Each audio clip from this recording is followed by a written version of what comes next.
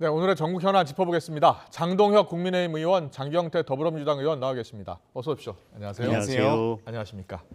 3.1절 기념사를 놓고서 여야가 계속 충돌하고 있습니다. 어제부터 시작했고요. 오늘 아침 회의 때도 또 나왔습니다. 일단 야당의 주장은 윤석열 대통령이 일제강점기 사과나 강제동원 배상 등 구체적인 요구를 하지 않았다는 점 또 지적을 했고요. 변화 못해서 국권을 상실한 것이라는 그 언급이 과거 매국노 이완용의 말과 차이가 없는 것 아니냐는 비판이었습니다. 먼저 여당 입장부터 들어보죠, 장 의원님. 어제 메시지는 뭐 짧고 간결했습니다. 과거에 머무르지 않고 이제 미래지향적인 메시지를 내셨고 일본과의 발전적 협력 관계에 대해서 명확하게 천명을 했습니다. 네. 다만 지금 야당에서 비판하고 있는 미래를 준비하지 못했기 때문에 우리가 그런 아픔을 겪었지 않았냐라고 하는 발언을 두고 문제를 제기하는 부분이 있는데요. 다만 저는 그 부분에 대해서 2003년 노무현 전 대통령께서 광복절 경축사를 하셨던 부분을 다시 상기시켜 드리고 싶습니다. 국민 여러분은 단지 오늘을 기념만 하고 넘어가지는 않을 것입니다. 불과 100여 년 전만 해도 우리는 나라를 지켜낼 군대를 키울 경제력도 없었습니다. 급변하는 세계 질서를 읽어내고 새로운 질서에 대처할 방도를 세울 만한 지혜도 국민의 뜻과 힘을 하나로 모을 역량도 없었습니다. 이와 같이 노무현 전 대통령께서도 광복절 경축사에서 과거를 돌아보면서 그 과거의 아픔에서 우리가 짚고 넘어가야 될 부분은 없는지, 우리가 되돌아봐야 될 부분은 없는지에 대해서 말씀을 하셨던 그런 적이 있다는 말씀을 드리고 싶습니다. 과거 노무현 대통령 2003년 광복절 경축사에서 비슷한 취지의 언급이 있었다라는 말씀이신 거잖아요. 정확하게 표현하면 급변하는 세계의 질서를 읽어내고 새로운 질서에 대처할 방도를 세울 만한 지혜도 없었다. 자, 장경태 의원님. 저는 참 제 귀를 의심했습니다. 마치 학폭 기념사처럼 무슨 식폭 기념사도 아니고요. 우리가 힘이 없어서 일본이 때린 거다라는 말 아니겠습니까? 세상 천지에 이런 말을 3.1절 기념식에서 기념사라고 하는 것 자체가 좀 너무 어이가 없었고요. 오히려 6월 22일 한일 수교 축전 정도에서나 언급할 수 있는 발언이었다고 봅니다. 이 대통령께서 정확하게 세계사 변화에 제대로 준비하지 못했다라고 하셨는데요. 정확히 100여 년 전 이완용 씨가 조선이 식민지 된 것은 한국이 힘이 없었기 때문에 세계적 대세에 순응하기 위해서였다. 아주 정확히 같은 논리를 하고 있습니다. 이에 더불어서 정진석 비대위원장도 이 조선이 안에서 썩어 문드러져서 그래서 망한 거다라는, 우리가 힘이 없어서 일본이 때린 거다라는 식민지 소위 긍정론, 합리론, 이렇게 합리화론으로까지 이어지고 있기 때문에 정말 이렇게까지 말씀하셔야 되는지 싶고요. 방금 8.15 경축사 언급을 하셨는데 그 당시 노무현 대통령께서는 나라 이름 서름과 일본과 어깨를 나란히 하게 된 대한민국의 위상과 국격을 언급하신 겁니다. 저는 그 두 분의 발언의 차이가 뭔지를 모르겠고 더군다나 이완용은 그러한 변화에 적응하지 못했기에 우리가 순응한 것이다라고 해서 본인이 주권을 넘겨준 거에 대해서 합리화를 하려고 하는 것이고 변화에 순응하지 못했다라고 하는 것과 그렇기 때문에 내가 주권을 넘겨야 되겠다고 하는 것을 달리 봐야 될 것입니다. 우리가 순응하지 못했기 때문에 우리가 반드시 주권을 넘겨줄 수밖에 없었다. 그것이 정당화되는 것은 아니라고 보여지고요. 그것이 정당화되는 것도 아니고 일본의 침략이나 식민지 지배를 정당화하기 위한 발언도 아니었다고 생각을 합니다. 노무현 대통령께서 발언하신 건 우리가 힘이 없었다, 우리가 어려움이 있었다라는 정도까지 했지 일본의 식민 지배를 정당화하는 발언은 없지 않습니까? 어제 윤석열 대통령의 발언 속에서도 정당화하는 발언은 맞습니까? 없었습니다. 저는 정확한 문맥과 논리를 가지고 비판을 했으면 좋겠고요. 저는 두 발언 사이에 차이가 없다고 생각합니다. 윤석열 대통령 3.1절 기념사 들으신 분들 듣고 또 어제 내용 다시 한번 제가 언급을 해드리겠습니다. 우리는 세계사의 변화에 제대로 준비하지 못해 국권을 상실하고 고통받았던 우리의 과거를 되돌아 봐야 한다라는 언급이 있었고요.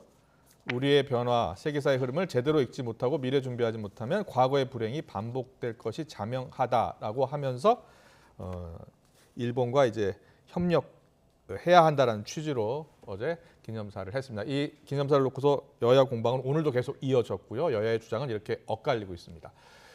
그런데 어저께 이재명 대표와 윤석열 대통령이 만났고 악수를 했어요. 혹시 어제 그 장면 보셨죠? 네. 네. 네. 아주 짧게 악수하고 넘어가더라고요. 어제 거기에 참석한 분들이 많았기 때문에 네. 많은 분들과 악수를 하다 보니까 짧게 한 것이고 뭔가 바로 저 장면입니다. 예. 이재명 대표가 좀 한두 걸음 더 걸어 나갔고 그리고 윤석열 대통령이 악수를 했는데 아주 짧게 하고 다른 분들과 또 악수를 하는 장면이었습니다. 네, 네. 예.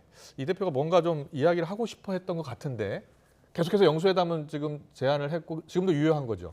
아마 저 자리에서 이재명 대표께서도 뭐 대화를 나눌 뭐 여건이 안 된다고 판단하시고요. 뭐 네. 말을 하고 싶어 하지는 않으셨을 것 같습니다. 예. 다만 이제 윤석열 대통령께서 국정원형도 좀 건성을 하시는데 악수도 좀 건성으로 하는 게 아닌가는 좀 아쉬움은 있고요. 예. 한 분 한 분 좀 더 성의껏 하셨으면 좋겠다는 언론에서는 아쉬움도 있고요. 어색한 만남 뭐 이렇게 표현을 하던데. 네, 그래서 여러 가지 저희는 좋습니다. 앞으로 올해가 더 경제적 어려움이 닥쳐올 것으로 예상이 되기 때문에 네. 여야 가리지 않고 정치, 재계 여러 분야를 가리지 않고 좀 더 이 사회적 대타협에 나서야 될 때인데 네. 저렇게 자꾸 이렇게 외골수로 자꾸 이렇게 폐쇄적인 국정 운영을 하시다 보면 네. 또 심지어 국민의힘 전당대회까지도 지금 당무 개입 논란이 있을 정도로 문제를 발생시키다 보면 그런데 3월 8일 날 이 전당대회 날 대통령께서 참석하신다는 것 자체가 네, 결선 투표는 3월 12일 날 있지 않습니까? 여지껏 그렇기 때문에 방탄 국회를 계속 네. 열어놓고 오늘 그래서- 또 민주당 의원 20여 명이 외국 간 것이 문제가 됐지 않습니까? 네, 네. 그렇게 국회를 운영하면서 국정을 건성으로 운영한다고 하는 것에 대해서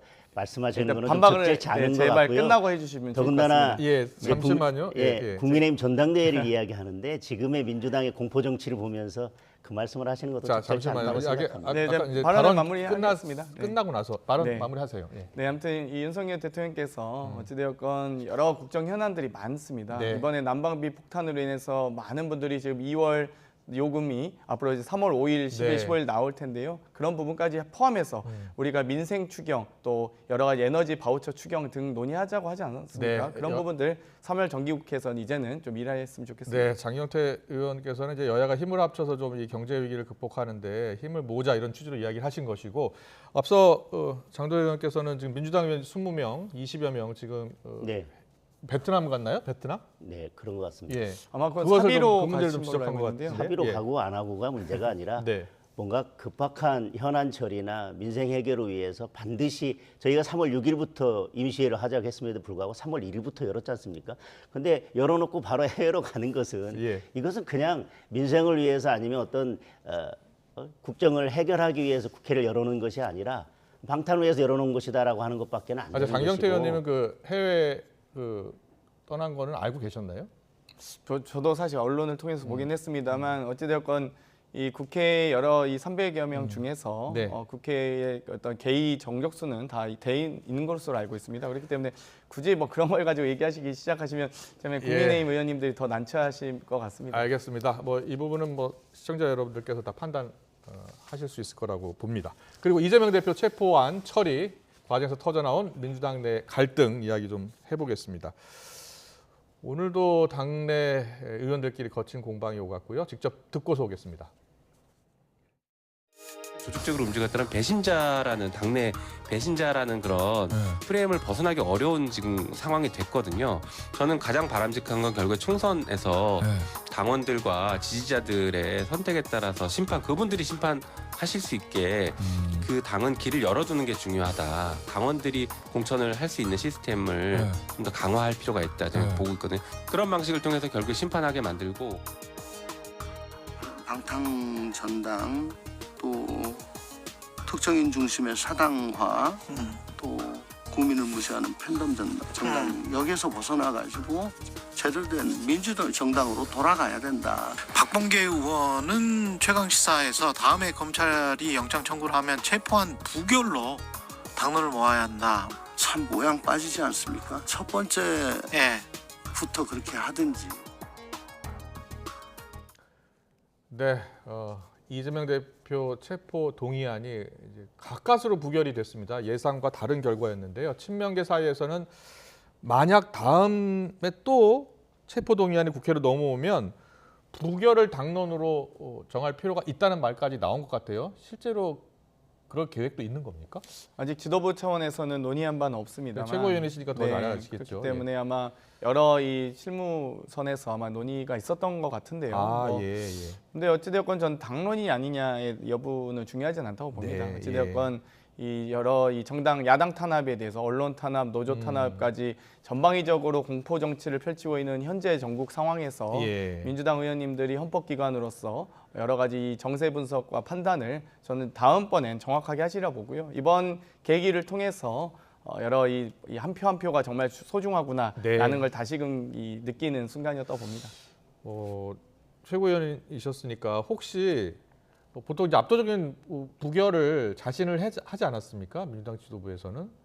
그런데 예상과 다른 결과가 나온 것에 대해서는 어떻게 평가하세요? 지도부의 일원으로서. 뭐 일단 예. 저희가 이제 이 전과는 좀 달랐습니다. 노웅래 의원 체포 동의안 때는 여러 지도부나 여러 네. 의원님들이 정무직 당직을 갖고 계신 의원님들이 설명하고 여러 의원님들을 만나기도 했는데요. 예, 예. 이번에 이제 뭐 일단 자율투표를 결정했고 대표께서도 많이 좀 쑥스러워하셔서 저희도 여러 이제 그런 노력들을 좀 자제했던 건 사실입니다. 예. 그리고 여러 의원님들께서도 이신전심으로 당연히 여러 이 탄압 상황에 대해서 강력하게 규탄하는 말씀들을 많이 하셨기 때문에 예. 저희도 여러 이번에 평가를 받을 수 있다고 보고요. 다만 뭐 이번에 이제 여러 이 무효표나 기권표 등의 의원님들이 불안감을 느끼고 계신 부분에 대해서 충분히 인정하고 또 봤던 만큼 다음 이 체포동의안이 만약 또 온다면 뭐 검찰이 답정 기소, 답정 수사하고 있지 않습니까? 네. 그러면 저는 정말 이렇게 구체하게 계속 체포동의안을 국회로 보낼 게 아니라 네. 빨리 기소해서 빨리 재판을 했으면 좋겠습니다. 그래서 본인들이 주장하고 있는 이 범죄 혐의에 대해서 재판에서 공개하시면 되죠. 왜 자꾸 공개를 안 하시고 네. 기소를 자꾸 늦추시고 미루시는지 모르겠습니다. 질질 끄지 마시고 예. 그냥 빨리 재판 가셨으면 좋겠습니다. 네.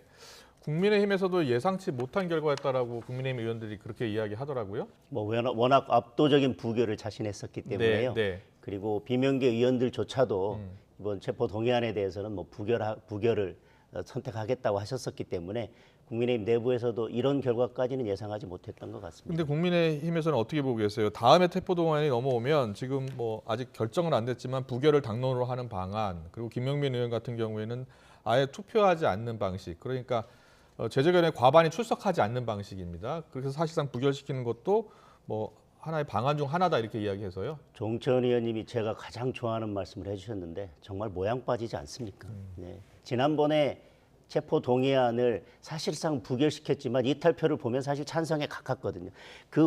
무효나 기권을 했던 분들이 찬성을 눌렀다면, 예. 찬성을 선택했다면 아마 지금 모든 것이 정리가 되었을 것입니다. 네. 그런데 체포 동의안이 다시 들어올지도 알 수 없고 지난번에도 사실 민주당에서는 뭐라 했냐면 당론으로 결정할 필요가 없이 부결시켜야 된다는 것에 대해서 의원들이 아주 공감대를 이루었다라고 말씀을 하셨고 예. 뭐 규탄대나 여러 가지 메시지를 통해서 사실은 당론 이상의 결집을 저는 요구했다고 생각합니다. 네. 그럼에도 불구하고 무기명 비밀투표에서 이런 결과가 나왔는데 예. 다음에 당론으로 정한다고 하면 과연 그 이탈표를 막을 수 있을지 그것은 자신할 수 없다고 보여지고 그렇기 때문에 아예 그냥 표결에 참여하지 말자. 누가 들어가서 표결하는지 두 눈 똑똑히 뜨고 쳐다보겠다. 이런 결정까지 나오는 게 아닌가 싶은데 이거야말로 저는 아까 이렇게 뭐 노조 탄압 예, 이러면서 예. 공포 정치 말씀하셨는데 드디어 민주당이 당내 갈등과 공포 정치가 시작되었는데 지난번 체포동의안 부결이라고 하는 선택에서 결국은 비롯된 것입니다. 이상민 의원이요. 지난주 인터뷰 때는 빙산의 일각이다 이런 표현을 했고 이재명 대표 거취 문제도 어떤 조치가 필요하다라고 이야기했고 오늘 또 라디오 인터뷰 나와서는 이런 이야기했어요. 무효표 부탁하는 전화를 받은 적이 있다 이렇게 이야기를 했어요. 그래서 일각에서 제기됐던 비명계 의원들끼리 어느 조직적으로 움직였다라는 이야기가 일부 맞는 것 같거든요. 혹시 들으셨어요? 뭐 저는 들은 바는 없습니다만 뭐 여러 상의는 했을 수 있다라고 보고요. 다만 이제 여러 이 상의하는 과정에서 조금 더 과하게 나간 부분들도 있는 것 같습니다. 그래서 예. 이런 부분에 대해서 보다 더 저희는 당내 소통도 강화하고 네. 또 의원님들의 여러 의사 표시들을 존중해서 네. 다시 다음번에는 최대한 저희가 체포 동의안에 혹은 여러 가지 검찰의 여러 이 표적 수사, 별건 수사, 기획 수사에 대해서는 단호하게 대처해 나갈 생각이다라고 봅니다. 그러니까 지금 이번에 체포 동의안 같은 경우는 수사 동의안이나 기소 동의안이 아닙니다. 네. 구속 동의안이거든요. 그렇기 때문에 이 증거인멸의 우려나 도주 우려가 없습니다. 이미 성남시청, 경기도청, 중앙당사, 국회 본청, 자택과 계좌까지 모두 털렸는데 인멸할 증거가 남아 있겠습니까? 압수수색 330번 넘게 하셨으니까 저는 뭐 그걸 하지 말라고 하는 것도 아니고요. 예. 압수수색 동의안도 아니고 기소 동의안도 아닙니다. 그렇기 때문에 기소는 마음껏 하실 수 있으니까 빨리 기소하셔서 예, 오늘 재판에서 공개하셨으면 좋겠습니다. 장영태님께서 이 예. 표결 결과에 대한 논의보다 자꾸 사건으로 돌아가서 말씀하십니다. 구속 동의안이라고 하는 건 국민들께서는 오해하실 것 같습니다. 구속 동의, 구속 여부는 법원이 판단하는 영장 것이고요. 실질 심사를 예, 받을 수 있게 그렇죠. 하는 법정에 동의안이란 출석할 말씀이시죠? 수 있도록 해달라고 하는 것인데 예. 이걸 구속 동의안이라고 표현하시는 건 국민들한테는 오해의 여지가 있는 것 같습니다. 알겠습니다. 이 이재명 대표 거취 문제 제기가 비명계 의원들 일부 의원들이 이야기를 했지만 또 친명계 의원 같은 경우에 안민석 의원 같은 경우에는 이재명 대표 거취를 전체 당원 투표로 결정하자 또 이런 의견을 또 제시하기도 했습니다. 민주당 내에 이재명 대표 거취 관련해서 움직임에 대해서는 어떻게 생각하세요? 결국은 지금 그렇게 표단속을 했음에도 불구하고 이탈표가 발생하니까 여러 가지 방법들을 지금 강구하고 있는 것 같은데 결국은 강성 지지층인 개딸들을 이용해서 결국은 당원 투표로서 지금 대표직을 계속 유지할 수 있는 방법을 찾다 보니까 거기까지 가는 것 같습니다. 저는 이번에 40명 가까운 분들이 이탈했다고 하는 것은 이재명 대표가 영장이 뭐 조작이다, 뭐 허구다, 그다음에 도주 우려, 뭐 증거인멸 염려 없어서 이거는 아무것도 아니다라고 얘기했지만 민주당 내의 의원들도 설득하지 못한 결과이고 이렇게 40명 가까이 이탈했지만 그래도 결국은 부결로 간 것은 이재명 대표 스스로 대표직에서 내려와서 당당하게 법정에 출석해서 구속 여부에 대한 심사를 받으라고 하는 마지막 배려이자 메시지인데 그것을 무시하고 결국은 당대표에 대한 어떤 거취 표명도 없이 소통을 강화하겠다. 그 얘기는 당대표직을 계속 유지하겠다고 하는 의사표시로밖에 읽히지 않습니다. 지금 당원들 분위기는 어떻습니까? 당원들 가운데 이제 일부 이제 강성 당원들 같은 경우에 이낙연 전 대표에 대해서 영구제명 청원도 했다고 하더라고요. 이번에 가까스로 부결된 것에 대한 비판 여론이 당내에서 당원들 사이에서 높나 보죠.